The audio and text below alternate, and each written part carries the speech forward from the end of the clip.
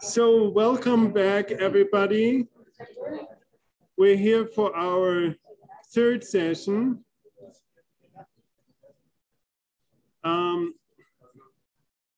Of the day, talking about the justice and equity aspects of the just transition. So very important. Also in this regard, I was just being reminded, because we don't use a microphone system in the room when we speak in the room to project a little bit into the room because of the ventilation system. And I also want to use this opportunity to do a little bit of housekeeping reminder.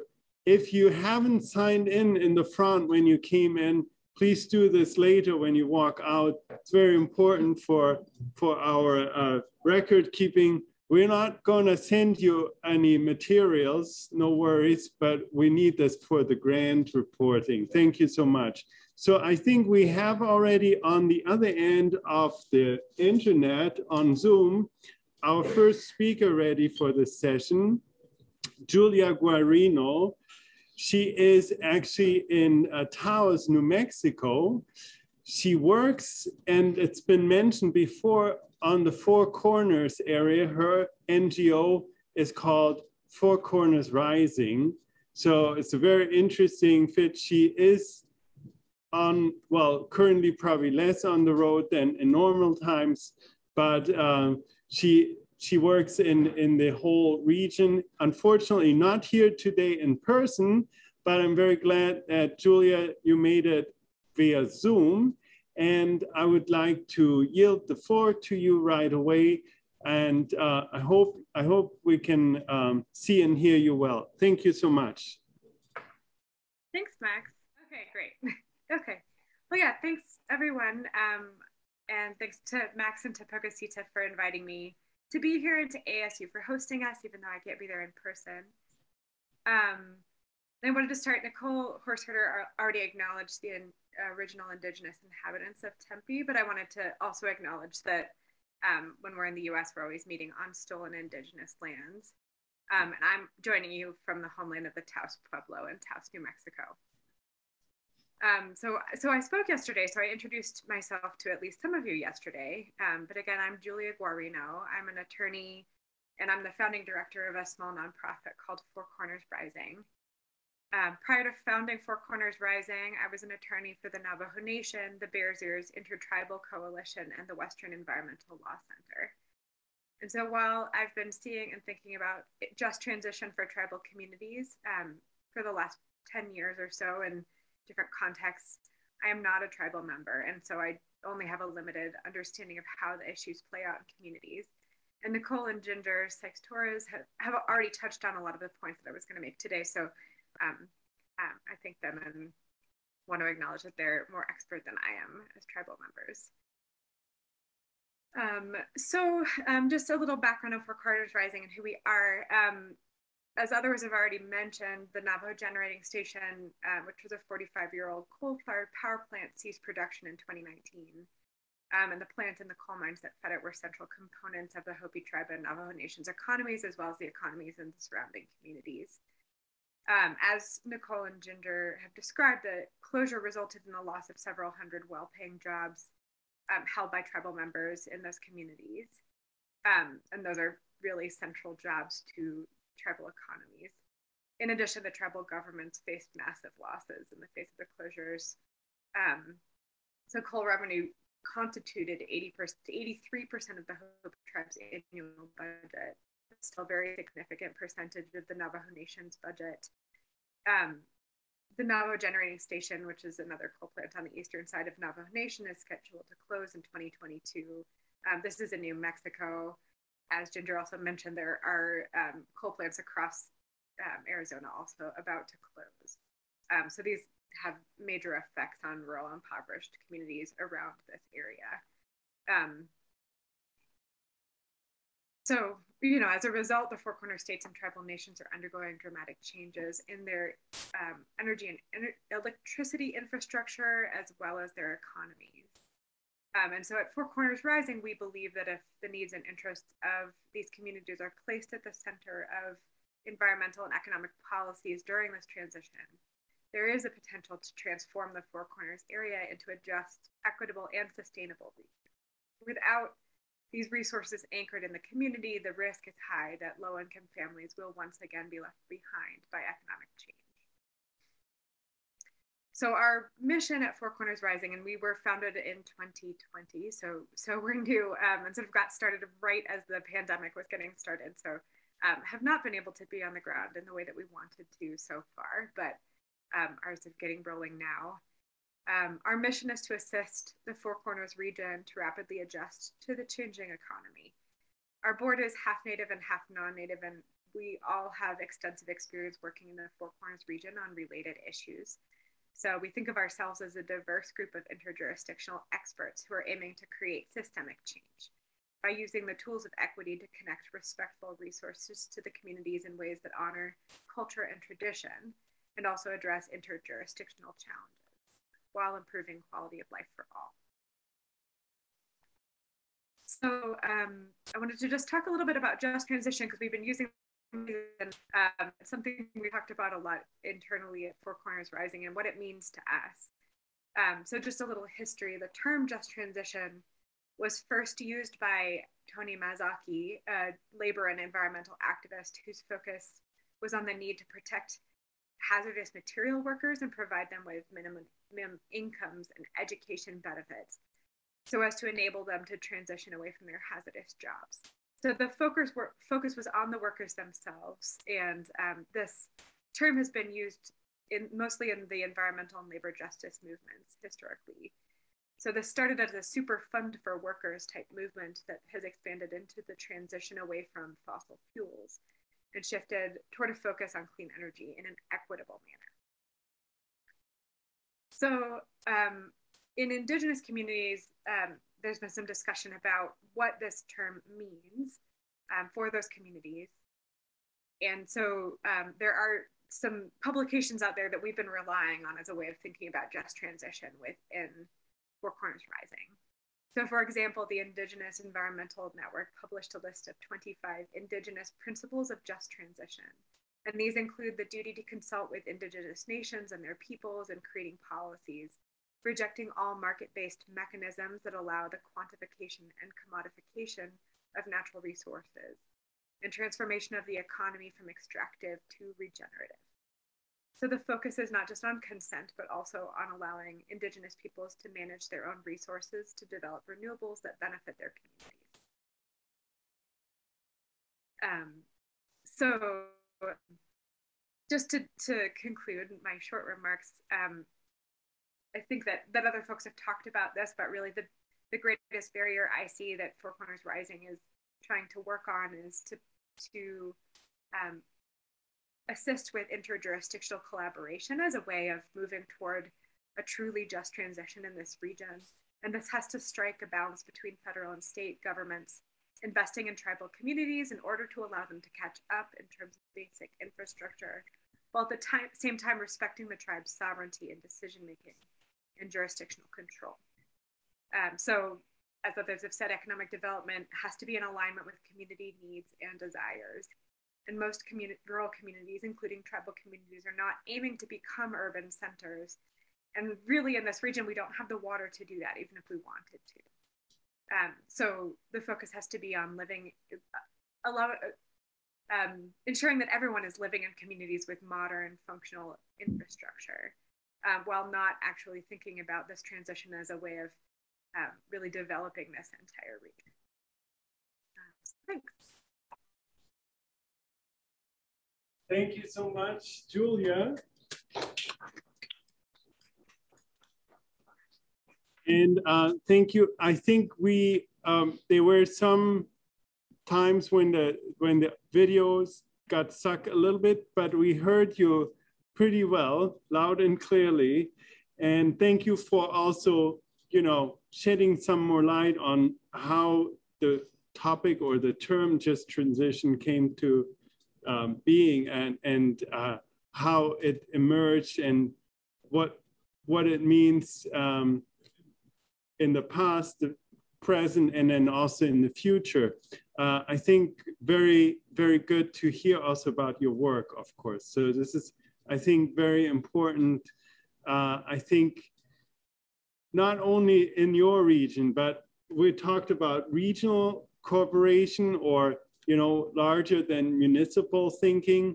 And in a way, your organization represents that and tries to inspire that across state lines. And so this is I think, very important to support, even though it's not always easy and it's not necessarily very fast. But we can see that the results are just a lot better when we have people working towards the same goals other than compared to pulling in different directions. And that can happen all too often. So thank you so much. Julia, I don't know if we have questions here in the room directly. Otherwise, we can move to the next speaker. And then if you stay on the line, we can take more questions towards the end of the session. And I would like to ask Daniel Musgrove up here. I'll start the PowerPoint in a second. You have your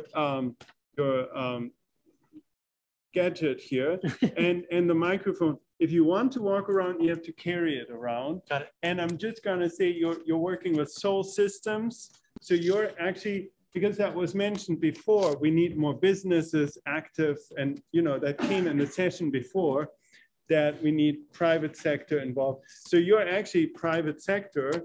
I think our only speaker properly, you want to attach it? Yeah, I got it. I'm good. I can do it. Okay.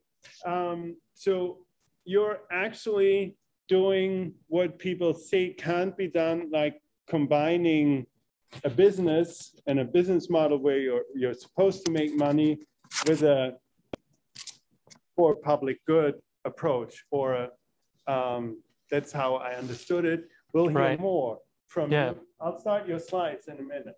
Go ahead and you can open up to that first one. Thank you, Max. And I want to thank Max and Lauren for inviting us to present from SolSystems.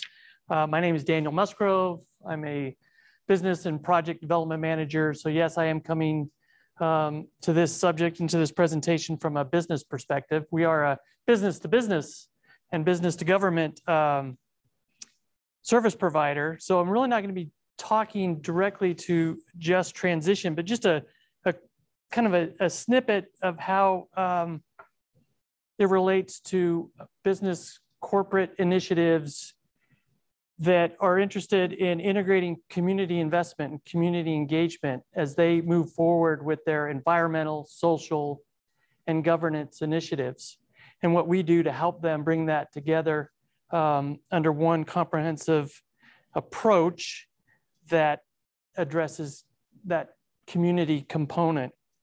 So I'm going to rush through this pretty quickly. We're behind schedule. There is a lot, so I'll start off with this. There's a lot of content here. No need to jot it down. It's meant to be a leave behind. Feel free to, you can have access to the information, and then my information is at the end. So if anyone needs to reach me for additional information or you have questions after today, feel free to reach out. It's a program that we refer to inside of Sol as infrastructure plus impact. And I'm going to advance here. I think I've got to aim at your computer. Is that going to work? No? I'll just tell you, Max, if you can hit it, I'll just tell you to advance. Does that work? And hopefully everyone online can hear me, as well as everyone in the room. I think the last speaker, wise choice. I'm 6 of 8 kids, so I learned how to eat fast and speak fast. Otherwise, you didn't get to do either. And again, so SolSystems is an investment platform where several different business units coming together, providing services and offerings to, in this conversation, primarily our large corporate clients that are very interested in bringing community engagement as part of what they're doing to address their carbon footprint. And so we bring asset management services where we are managing solar projects. We're basically built around a solar platform, providing asset management and fund management around solar assets over 1 gigawatt, $1 billion worth of assets under management. We also provide environmental attribute trading. We have a trading desk. It was actually how the company started. So we provide aggregation, brokering, and trading of carbon offsets for our corporate clients, low carbon fuel standard credits as we see the transition to zero emission vehicles and so forth. And then we're also just a very traditional project developer, developing solar projects, solar plus energy storage projects for our clients on site at their facilities, as well as off site, large scale, to address their overall renewable energy goals and objectives or carbon reduction initiatives. You can go ahead and advance, Max, if you don't mind. Where we operate nationally. This slide really, I think, will point out that we tend to operate in states where there's a policy alignment with the goals and objectives of our corporate clients in this area. We're more than happy to do things for our clients in all the states, but where we actually are managing assets, developing assets, engaging with community and investments are in those states where kind of the four legs of the stool align. The financial benefits, the technology solutions are viable, the contractual, legal aspects of a project or a group of projects or portfolio, and then as well as the policy and the politics of that local community. So you can advance. We've matured over time as those corporate clients have matured in the area of their environmental, social, and governance initiatives, what they're trying to do with their scope 1 or scope 2 emissions, their direct tailpipes or their indirect emissions as it relates to their energy purposes. So purchases, So we've gone from, again, asset management to trading offset, carbon offset, other commodities to help them with their green initiatives, and then actually developing projects for their own portfolio, again, either on-site or off-site. Primarily do this with large corporations that have set large goals. And then again, they're very interested in identifying how, tying back into that just transition, how can we get a component around community engagement and community investment? And that's what I really want to focus on are some case studies. Am I using this now? So try it again. There it goes. It's working. Oh, got to go back one. It's sensitive. It's very sensitive. Okay.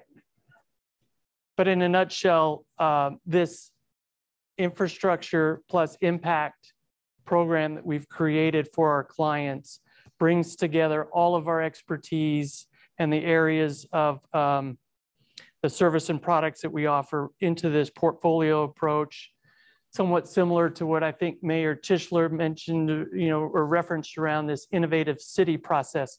We have a process, we have an approach that we work in concert with our customers to make this happen.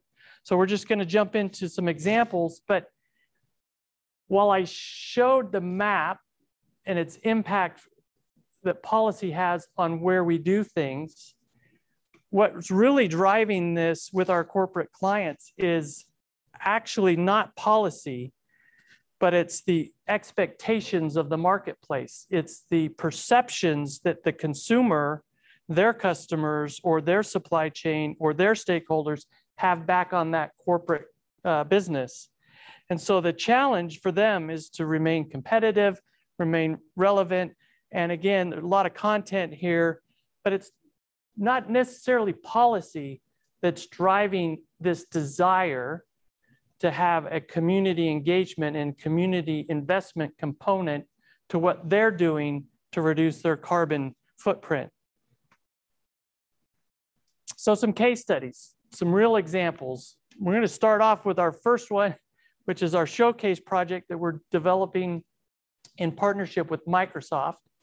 Microsoft has selected Sol to help them build out the balance of the 500 megawatts of renewable solar projects to get them to 100% renewable. What's really innovative and unique about this relationship between Sol and Microsoft is it resulted in the creation, instead of a power purchase agreement where we're designing and building and owning these assets on behalf of them, they're buying the green offsets from the project. It's a master power purchase and community investment agreement. And the community investment component represents how some of the revenue from the project is being then reinvested into the communities that are being impacted by those solar projects. Most of the funds are going to be given back to existing NGOs and organizations that are working on the ground in those communities around environmental restoration, around just transition opportunities. So we'll actually be funding existing organizations that are out there on the front line working in the community to address some of these issues that we've talked about today. That's really on the national scale. The projects are going to range from Virginia to Illinois down to Texas. More on a regional basis, an example would be the partnership that Sol is joining with the Nature Conservancy and a local solar developer in the Virginia area, where we're bringing our tax equity, our investment capital to the table and helping the build out of solar projects on reclaimed coal mines in Virginia. And so again, there's a piece of the puzzle that we play, our role in working with local developers, the creation of local employment, working with the Nature Conservancy on developing a plan for bringing economic value to reclamation brownfield sites. Another example, again, a little bit more on a regional or kind of a community basis, is taking solar development to the next level, something, some of us in the industry are calling 2.0. In this case, we're not looking at just the pure economics of the levelized cost of electricity that solar is bringing to the buyer of the electricity, but now how do we develop the project? Looking at pollinator habitat integrated in with the solar arrays, looking at zero waste, not only during construction, but afterlife, integrating it with the education. In this case, the project is the University of Illinois, which I think doubled or tripled the amount of renewables that the institution is accountable for in their goal towards, their drive towards being carbon neutral. So a lot of different components impacting that community engagement. Just another example. And then the last example that I'm providing is the complexity of how to bring solar to a larger scale for a community. In this case, our backyard, the District of Columbia, where we brought pretty much every stakeholder in city government, community government together to do a portfolio of projects. If each one was trying to do solar at their own facility, at the police station or the fire department individually, it would have been much more difficult and more costly. We came in from a community approach and addressed it at the portfolio level and resulted in helping that community with solar development where it can be very challenging. Just a few examples on how our customers are asking us, what can we do to go beyond just the development of the project? How do we address the communities in which we live and operate? How do we invest in those, and what does it look like? The fun thing about this is every conversation is different. Whether it's talking to an oil and gas major or an aerospace company, there's different ways of how they want to address their environmental, social, and governance initiatives. And we're just bringing various solutions and bundling them together into something more meaningful. So with that, my contact information, again, Max, appreciate the opportunity. And I did it, I went too fast. So thanks. Thank you very much, Daniel. And we do have a few minutes for questions. So if anybody in the room has questions, be it about existing projects or future projects or maybe ideas for future projects, feel free to, yes, we have one. Ginger. Yes.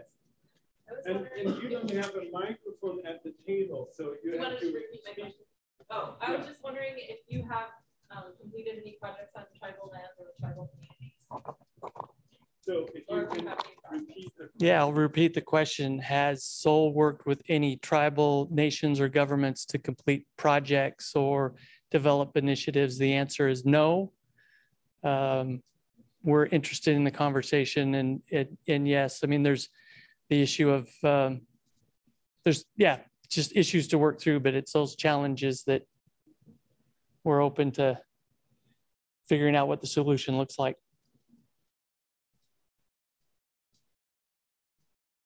Great. And maybe there'll be more questions later, and we can now proceed. Thank you so much, Daniel. I also want to say, if people on Zoom have questions, feel free to put them in the chat. Daniel is still here. So we're gonna go in a way, I'm gonna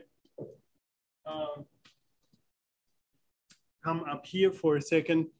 So our third speaker for the panel, very unfortunately can't make it tonight, her time tonight, Christine Herntier, the mayor of Spremberg. She is having, well, I mean, I don't know, the numbers for COVID cases in Germany are rising quite dramatically at the moment. And so as a local mayor, she is, of course, in a lot of emergency meetings about measures or what not to do or what to do and how to do it. So she had to unfortunately say that she cannot join us, which is tonight her time, and a lot of the council meetings are happening at nighttime or in the evening. She has sent us a video though. So I will try to play a video. Unfortunately, I will play it from YouTube, which has its own caveats. But I hope it will work out. So the video itself is in German, the audio, but then it's subtitled. And I hope it's large enough on the screen.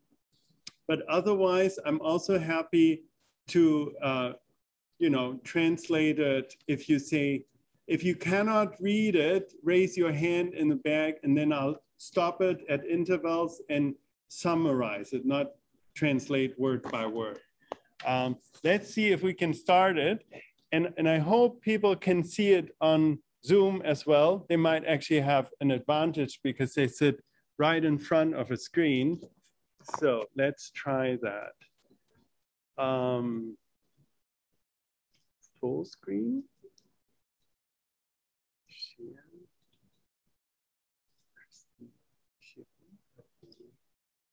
Okay.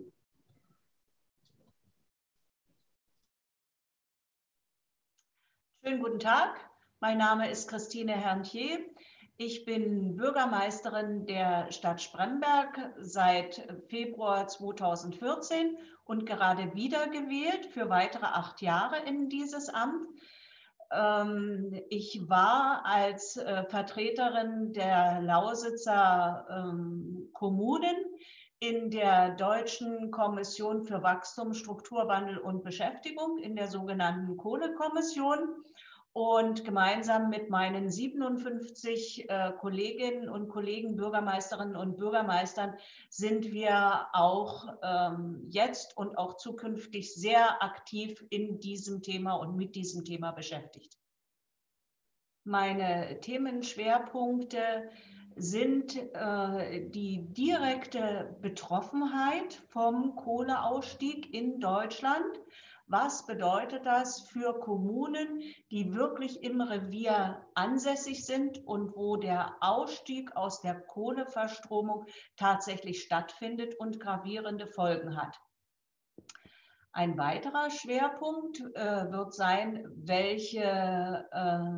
mit welchen gesellschaftlichen Herausforderungen haben wir ohnehin zu kämpfen im Revier hier und wie wirken sich aktuelle politische Entscheidung oder Richtungswechsel auf die politische Landschaft in den Kommunen aus und was bedeutet das für die Arbeit der Mandatsträger und der ehrenamtlich tätigen Abgeordneten in unseren kommunalen Parlamenten. Und ein weiterer Schwerpunkt schon die ganze Zeit lang ist, wie stellt sich die Stadt Spremberg und wie stellt sich die ganze Region auf?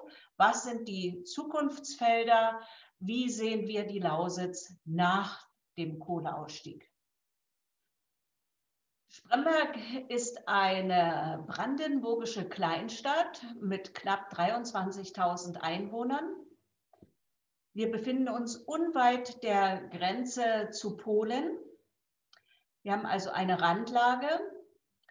Die Stadt Spremberg liegt mitten im Lausitzer Revier. Die Stadt Spremberg ist schwer davon geprägt, dass es in der Umgebung bis in die 90er Jahre hinein 14-Tagebaue gegeben hat. Unsere ganze Landschaft ist umgepflügt worden. Es ist jetzt aber so, dass es hier eine sehr liebliche Landschaft geworden ist, eine sehr schöne Landschaft, eine sehr naturnahe Landschaft. Aber wir sind auch fernab der Metropolregionen und es wird eine der größten Herausforderungen sein, das zu ändern, damit wir an den Chancen, die es zweifelsohne geben wird, auch gebührend teilhaben können. Wir sind als Stadt Spremberg genauso wie die ganze Lausitz davon geprägt, dass wir einen dramatischen demografischen Wandel haben. Wir haben seit 1990 30% unserer Bevölkerung, insbesondere der jungen Leute, verloren, die wegen einem dramatischen Arbeitsplatzabbau die Region verlassen haben, nach Westdeutschland, aber auch in die ganze Welt. Das Ergebnis der Kommission für Wachstum, Strukturwandel und Beschäftigung zeigt, dass es in Deutschland möglich war, leider formuliere ich in der Vergangenheit, zu einem der brennendsten Themen einen Prozess aufzusetzen, der es überhaupt erst ermöglicht hat, einen großen gesamtgesellschaftlichen Kompromiss zu finden. Das ist in dem Abschlussbericht der sogenannten Kohlekommission nachzulesen. Der Prozess selbst wurde sehr mutig aufgesetzt, dass man die große Politik außen vor gelassen hat.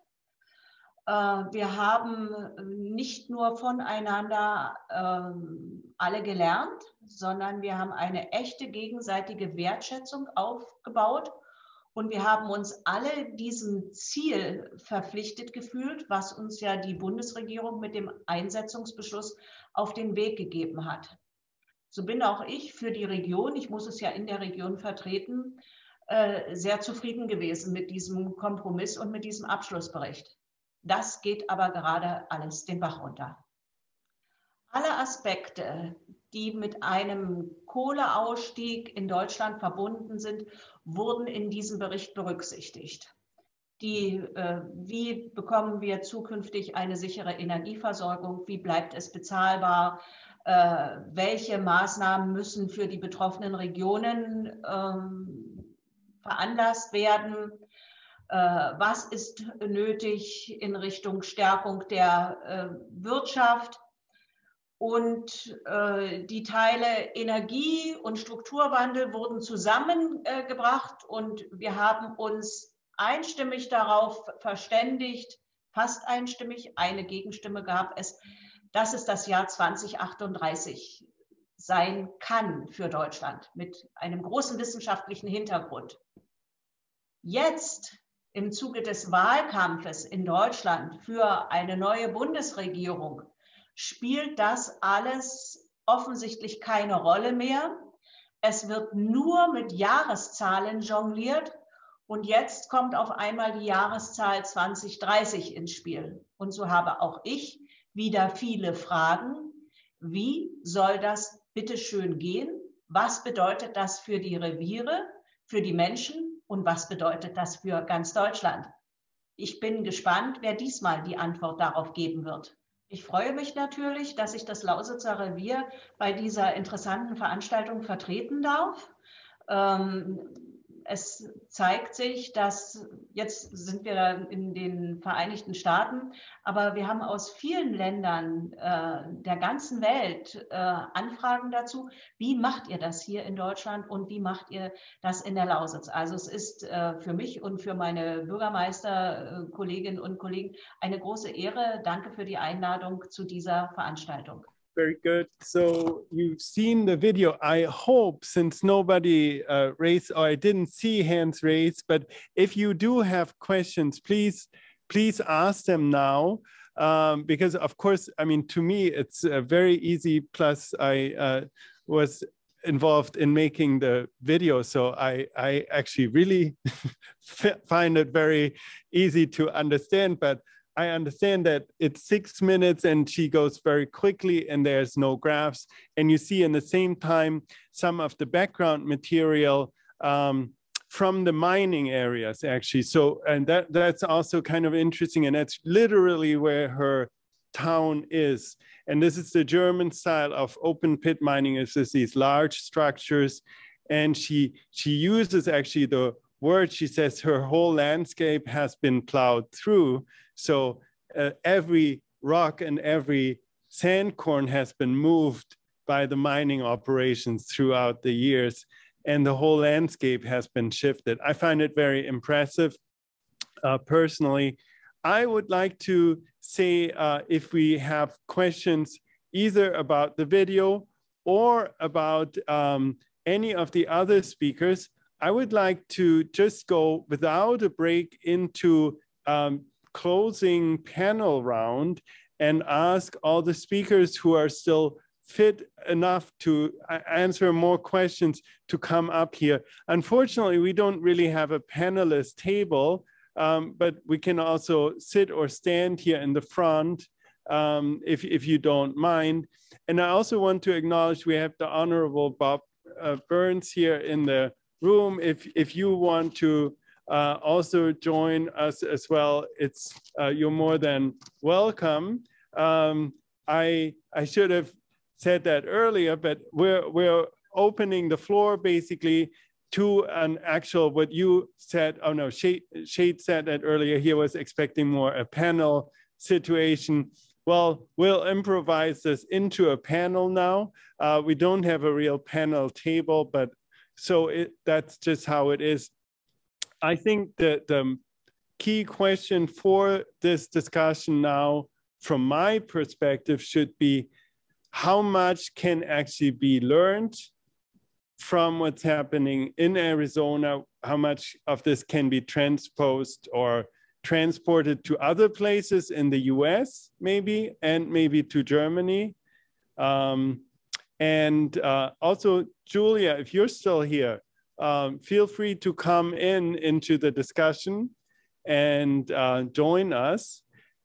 And then also, of course, the question, what, if anything, can be used, what's happening, or the experiences, the process results from Germany can be then maybe applied here in Arizona or in parts of Arizona.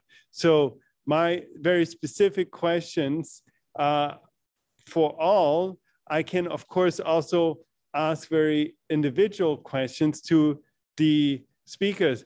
I mean, Julia, we had a question earlier in another panel, and I want to ask this to you as well. What do you do? First of all, which stakeholders are the most difficult for you to get on board, basically, or to, you know, bring along? And how do you then address them? How do you engage with them? And maybe I shouldn't have said difficult, but the most hardest to reach from your experience in your work? Thanks, Max. Yeah, that's a really interesting question. I think it's changed a bit since the pandemic started. I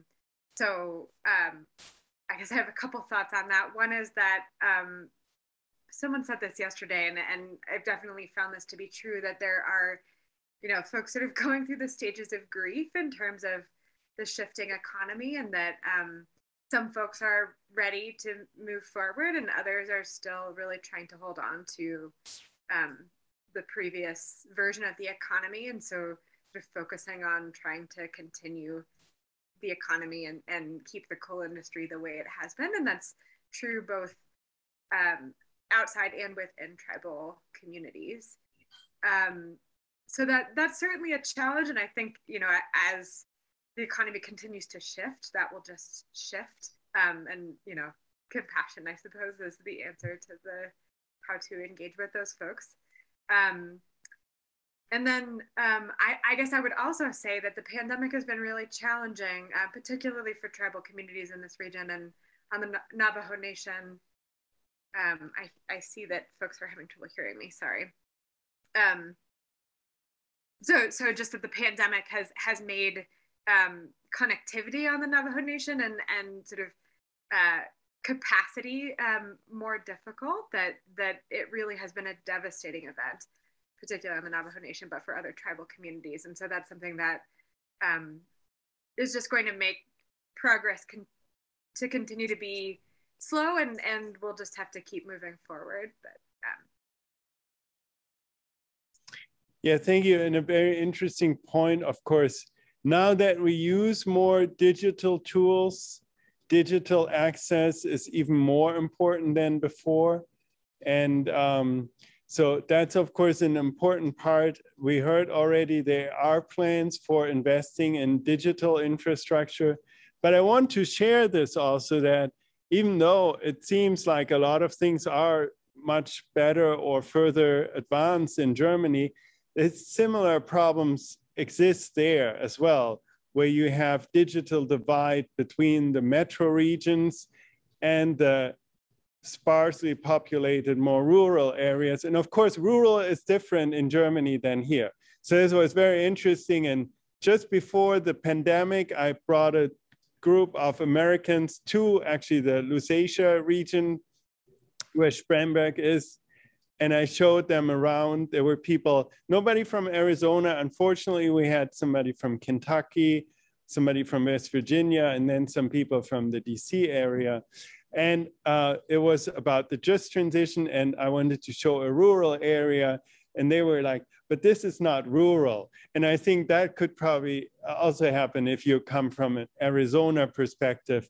And it is small. Spremberg itself is small, 23,000 people, and it is low density, but it's of course in relative terms. Still, they have lack of high-speed internet, and that's a limiting factor, both for businesses to settle there, but also for people to get education, to be connected to the modern economy. So that's actually a real challenge.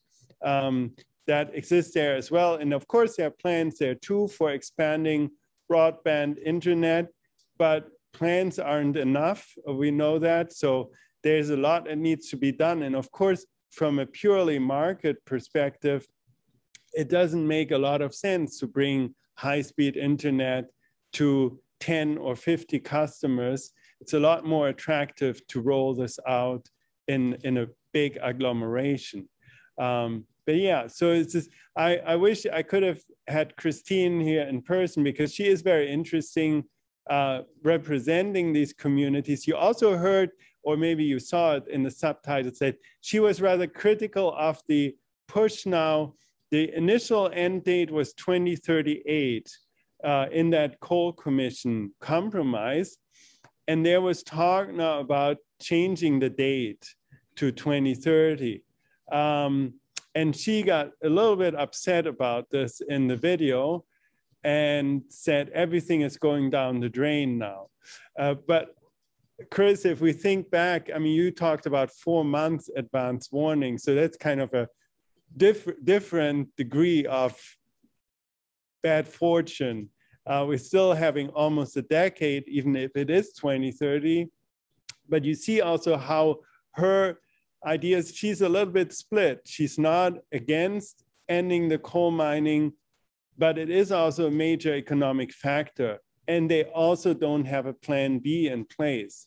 They do have ideas for what to do. I mean, following ideas such as Bernd Tischler, or you mentioned this, Daniel, these innovation city approaches, but of course, these aren't guaranteed pathways. Daniel, I wanted to ask you, we saw a few larger examples, like large-scale renewables. What's the lower boundary? Are you exploring going into smaller communities? Because there are places with like 2,000, 3,000 people. I wanted to actually bring somebody here from Superior, Arizona, which is not very far from here, but it's very small and very different. What's your take on these places? Let me see if I can answer that question. Well, as it relates to the size of projects that are meant to directly connect to the community, I don't think there is any size constraints. It's the scale of the overall program that helps to subsidize and pay for that community engagement. So it's public knowledge in the case of the Microsoft transaction project that we're working on. It translates to a $50 million investment over time. We're still working collaboratively. We've actually are forming a nonprofit organization, getting back to process and structure of how this is going to end up taking place. But the partnership between Microsoft and Sol, they'll come together.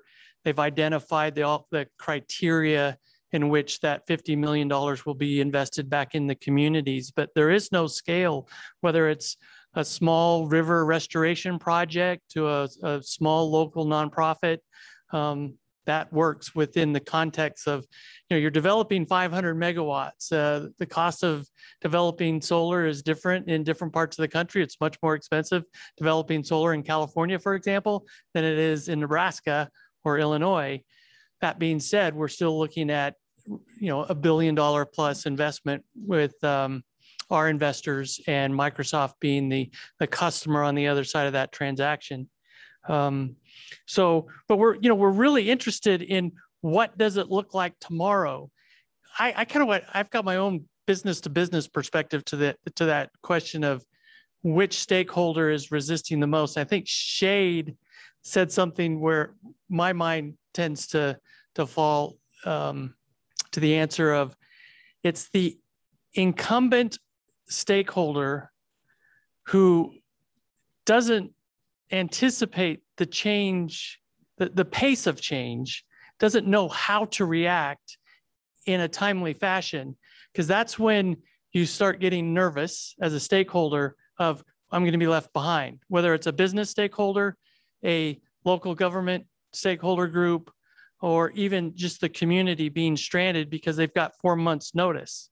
And so I think when a stakeholder group realizes that they're not prepared and they don't have the resources or the skill sets to be reactive, I think those are the ones that tend to push back and fight the most. And so we see it across the board. At the end of the day, in the commercial business sector, these decisions are being mainly decided on economics. But again, it's policy in the US. I think it's a little bit different in Europe. I'll venture to guess. I haven't no experience in working in Europe, just studied it. But in corporate America, I think we look at the policy, but it's the movement today is getting back to that perception and the pressures and what their customers are telling them to do in order to remain competitive. So it's the ones that are being early adopters, the ones that are pushing out early in their ESG initiatives, ones that are really making change happen. That second round of adopter, that other corporation that's not doing anything, they're now at the point of saying, we need to get going. We're addressing our scope 1 tailpipe emissions, but now we need to really address our scope 2 and our scope 3 emissions. And so you're starting to see a momentum, a growth. Smaller and smaller companies with less resources are starting to look at this thing creatively and saying, how do we bring renewables at our scale to our operations, but then how do we support our local communities with a solution that works for them as well? So getting back to your original question, the scale can, it can fit really anything. But if you got a big project to support it, there's more there for community engagement for sure. It's just the economic aspect of it. Excellent. Thank you. I do have like a follow-up question, or it's not a follow-up question, but it's to you again. It's coming from the Zoom participants, and there's a question, where do you procure your materials? It's a very technical one, so you can also not answer because it's probably difficult to say this for everything. For the projects and partnerships, that's of course talking about the PV materials. Is it coming directly from the manufacturer, or do you work with distributors? And how has 2021 changed everything? Like, are you affected by supply issues at all? Definitely impacted by supply. My parent organization has 900 megawatts of energy storage under construction and permitting in California, with a goal to get over to 2,000 megawatts of energy storage. And the supply chain issues are definitely coming into play. As far as the core question of where do we buy our materials, we're a traditional developer and project investor. So we don't manufacture anything. One thing that I do like to tell our customers is there's a big difference between commercial technology and bankable technology. It's a completely different subject for a different conversation, different presentation, but our institutional investors are very risk adverse. We represent pension funds, for example. So we procure directly from manufacturers of tier 1 suppliers globally. And then in many cases, our customer helps direct our purchasing decisions. For example, if a customer wants all American-made modules and inverters and so forth, then we're following the direction of the customer and pricing the project out accordingly. But and then lastly, we really do everything we can to hire local or hire regionally when it comes to the engineering, the procurement, and then the construction of these projects to support the local businesses that are in the core business of installing these assets. So that brings us back to the reskilling. And do you do reskilling yourself, or do you support this? Is that necessary, or how is your feeling regarding?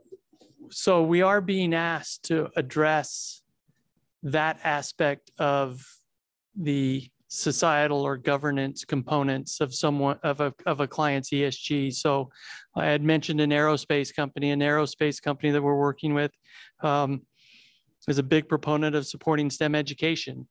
So part of our job as their hopeful future partner is to identify how we could take these projects and integrate them and address STEM education as part of their overall ESG program. So, but we're not in the training business. No. So it's just, how do we work around and create a creative solution around deploying projects that have a side benefit of providing some of that retraining and community capacity building as it relates to workforce training and workforce development.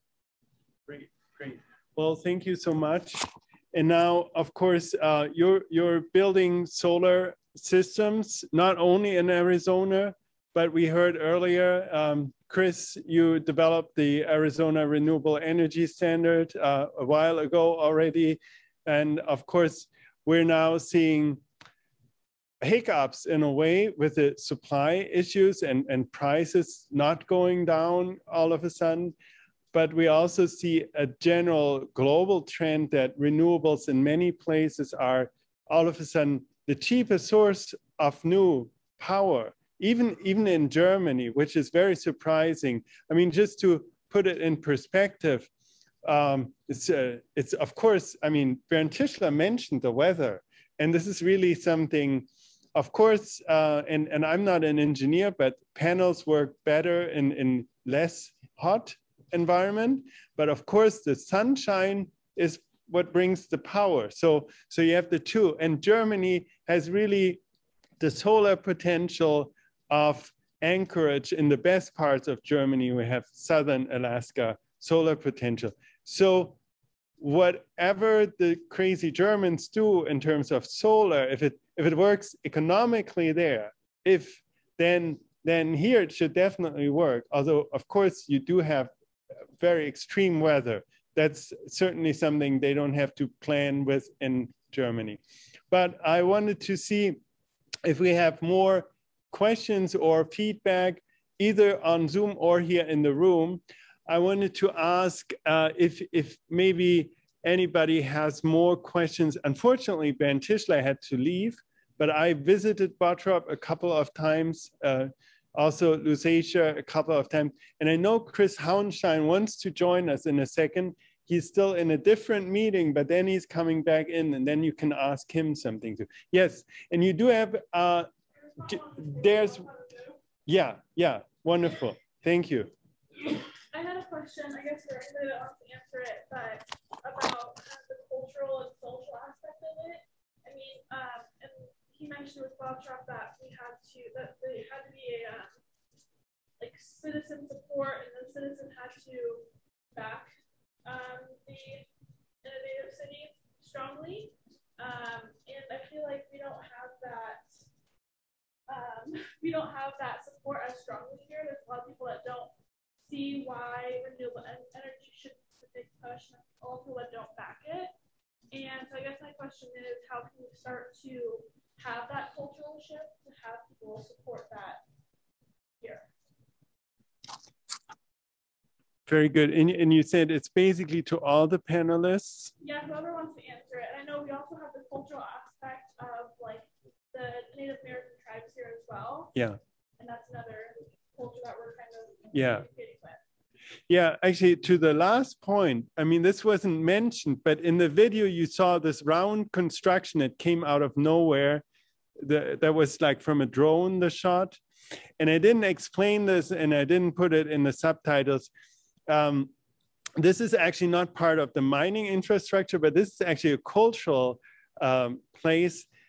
Germany in general doesn't have what you would call indigenous populations, except very few. So this is actually an area where the coal mining is taking place, where the Sorbs live. They have their own language, they have their own culture. They're very few by now, because also their language was suppressed under the East German government. And so it almost died out, the culture, but they're still there. And they're of course directly affected by the mining there, because it happened on their land and changed everything, because they lived a lot on waterways. It was a very swampy, with a lot of canals, and for the mining, they had to drain the groundwater. So their whole environment changed completely. And so this structure that we saw is an old fort, basically, a reconstruction of an old fort of the Sorbs that they rebuilt now so it's not an actual fort, it's a replica of a fort, but it's the kind of fortification the Sorbs built there. But it's totally true. We don't have the same minority population situation or relationships as they are here, but there are minorities in Germany too. So this is sometimes overlooked or often overlooked. But a very good question regarding the social aspect. So who would like to venture? And I know Chris is back now. Ginger, yes. So I guess a little bit of hope. When I first started the professional world like 20 years ago, I really wanted to work on renewable energy projects, and there just weren't any at the time. They weren't economically viable. Nobody was building them. And so I worked on transmission line, environmental permitting for transmission lines. And so I've seen the appetite for this grow, not only like businessly, economic, feasibly, but like just the public perception of it grow. There is more support overall. So even though we are in Arizona, there are challenges here, but I think that people are coming around to it. They're seeing, as more and more people experience the extreme heat, extreme weather, and as scientists are more willingly able to attribute these events to climate change, which wasn't being done even 10 years ago, as you know, as those two are connected, I think more and more people are going to realize that it is worthwhile to invest in resilience measures, and also worthwhile eventually, you know, they'll come around and be like, okay, well, we're investing so much money in resilience. Now let's try to solve the problem. It's something that a lot of us in this room have been thinking about for many years. And I think with just the public perception aspect of it, I think is there, and I think is coming around, especially with your generation being younger and having this at the forefront. I think a lot of younger people are also thinking about this. And as those younger people that are now students become our leaders, I think it will be easier to implement these types of measures like the innovative city and stuff here. But another thing that comes to mind is that we need to elect leaders that believe in this stuff and that will, you know, make these decisions and be those champions. Right now, we don't have a whole lot of champions here in Arizona that are really leading this cause. And so I think those types of leaders can inspire everyone, their constituents, to adopt these types of plans and adopt very reasonable planning and resilience measures going forward, climate action plans. We're missing a lot of policies at the state level. And so I think there's a lot of opportunity for an inspirational leaders to step up to lead the charge, basically. If I could add to that, the Center for the Future of Arizona did a poll with Gallup, and 74% of Arizonans were found to support a transition to a clean energy economy. So you might ask, I actually think climate is a big convener. It's just our elected representatives aren't doing their jobs. And you have to look at what is the root of that. The root of evil, all evil is money. And we saw in 2014, APS spent over $14 million to defeat Sandra Kennedy, corporation commissioner. And we see that they're moving away from that, which is a good thing, you know, supporting dark money efforts to choose the commissioners that will regulate them. But they haven't forsworn off funding the legislators, and the legislators are maybe trying to restrict the powers of the Corporation Commission. So I think it's incumbent upon young people, old people, everyone to demand that their elected representatives do their job. And I think we have Arizonans wanting clean air, clean water, and a clean energy economy. It just somehow the elected representatives aren't there. I think you have something to say, Chris.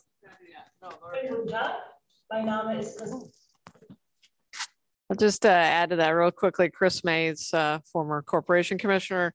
Yeah, I mean, Ginger's 100% right. We need elected officials who will push on these issues. I'll just say, you know, I'm now a Democrat, but I served in the Corporation Commission as a Republican. Bob Burns here is a Republican. He served as a Republican. He and I won all of our elections, and we were pro clean energy. And, you know, to what Lauren was saying, you know, the vast majority of Arizonans believe in a clean energy future across the political divide. We just haven't always had every branch of government working toward this objective. It's pivoting a little bit to the cultural question and stakeholders and you know, how do we get to a just energy transition? I do think in working with the Navajo Nation and more recently with some of the smaller communities in northern Arizona and northeastern Arizona, that it's really important to be sensitive to the fact that this needs to be a grassroots bottom-up approach. Not every community is going to want the same thing. And the Navajo Nation is going to want to do it a different way than maybe St. John's is going to want to do it, and that Joseph City is going to want to do it, and that Springerville is going to want to do it. And they're going to make different choices about their futures, but we have to give them the space to do that. And I think it's going to work best when it's the communities that are making those decisions. And that's why I think these visioning sessions that both St. John's and Joseph City are engaging in right now are so special and so unique, is that they are beginning to have these conversations about their own future. And I think that's going to be most successful when the communities themselves make those decisions. And when, institutions like ASU and the universities, the federal government and the state government come in to support and provide funding, but they, in the first instance, need to be the ones to provide that vision for themselves. And I will say they want to. I mean, these are fiercely, whether it's the Navajo Nation, or St. John's, or Joseph City, or Springerville. These are fiercely independent communities. They don't want a handout. That is not what they're asking for. And they're asking for assistance in making this transition. And I would just say it's interesting. I actually believe that many of the communities have come to the conclusion that this change is happening. There's not, I don't feel a lot of denialism out there. They know the change is happening. They're seeing it happen. Obviously, NGS has already been shuttered. They saw that happen. They're ready to roll up their sleeves and get going. But really, I think the best transition is going to be the one where it's grassroots up, bottom up, where we're helping them, but they're in control of that destiny. Oh, Bob, you want to add to that?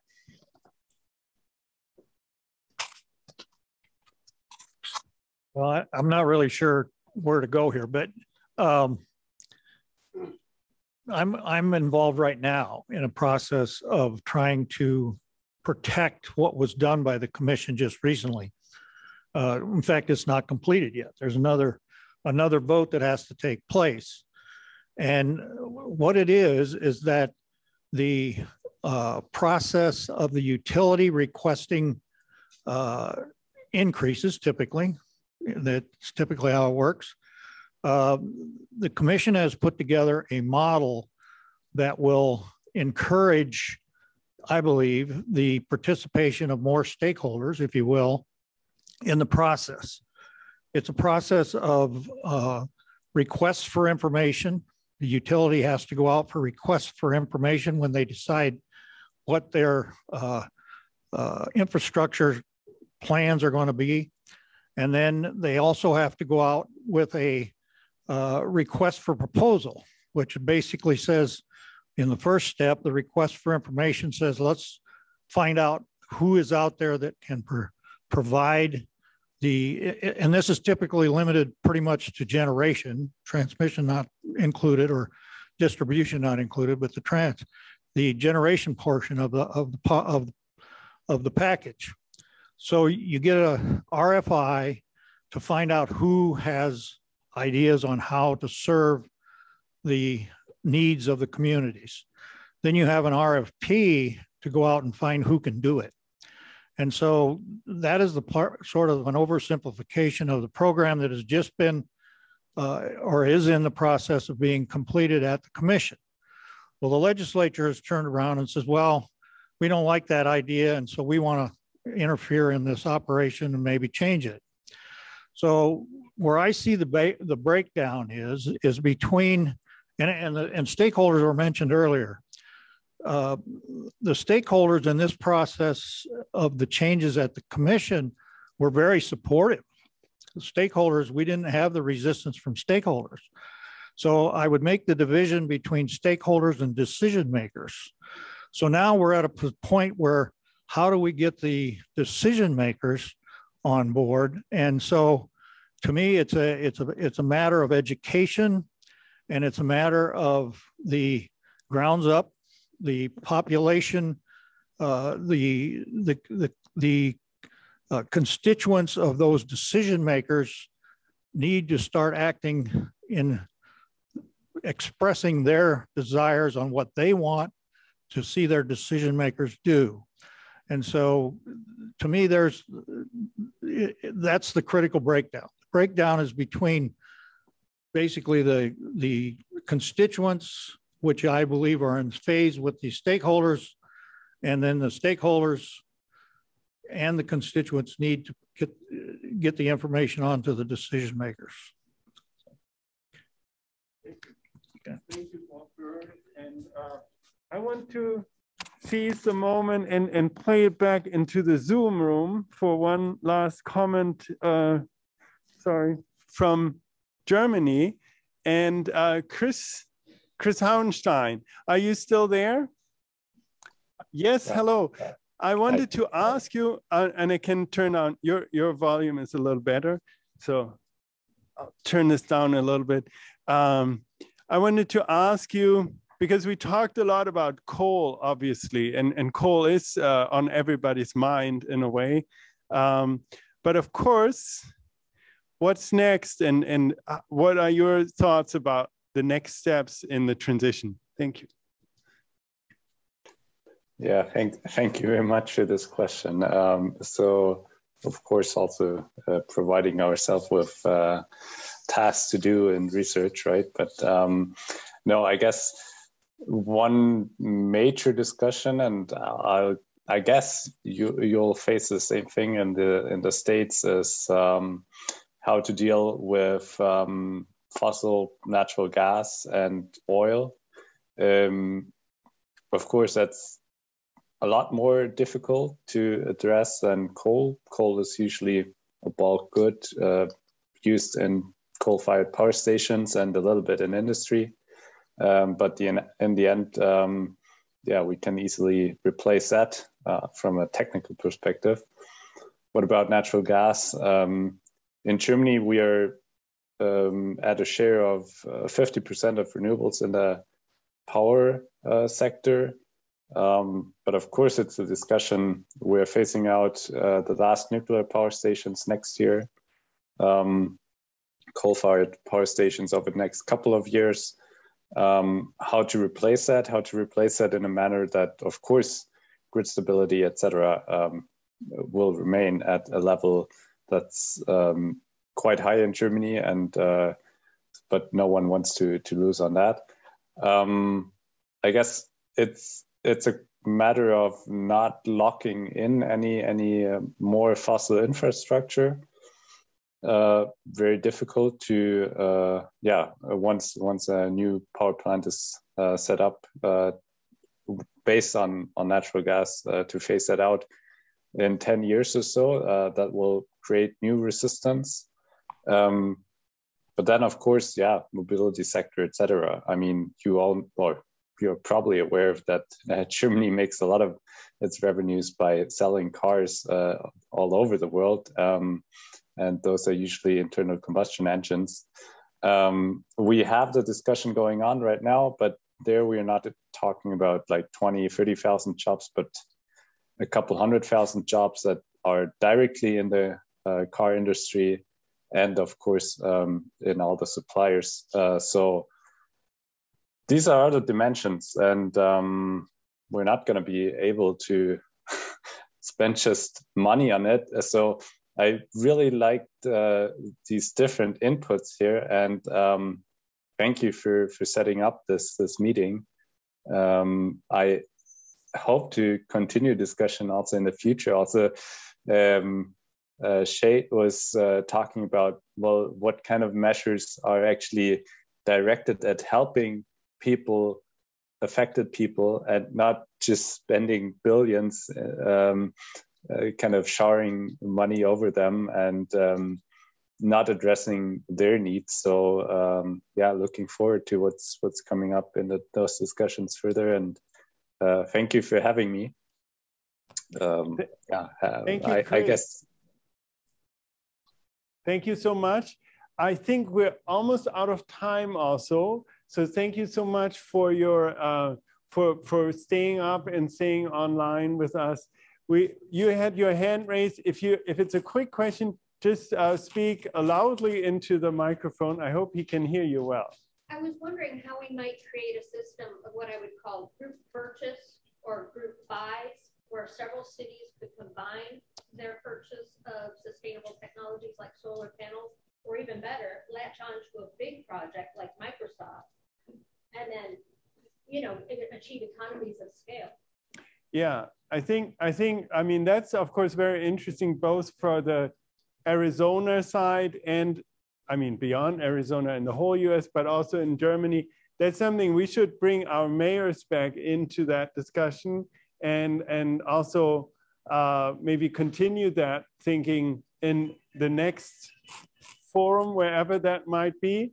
I think we ran out of time here for today, unfortunately, but you're all, of course, invited to have lunch, unfortunately not on Zoom. So I hope you have some other food waiting for you. But those here in the room, you can say, of course, you're more than invited. We count on you to have your lunch here and then continue the discussion on important questions such as these. And I want to thank everybody for being very patient with us with this hybrid approach. It worked in the end very nicely. People could hear and engage, and they could hear you. So thank you also for keeping the room relatively quiet and engaged. At the same time, I will end the Zoom session now, and we'll be then in a more relaxed way together for the lunch part. Thank you so much. Thank you to the speakers, and thank you to Lauren.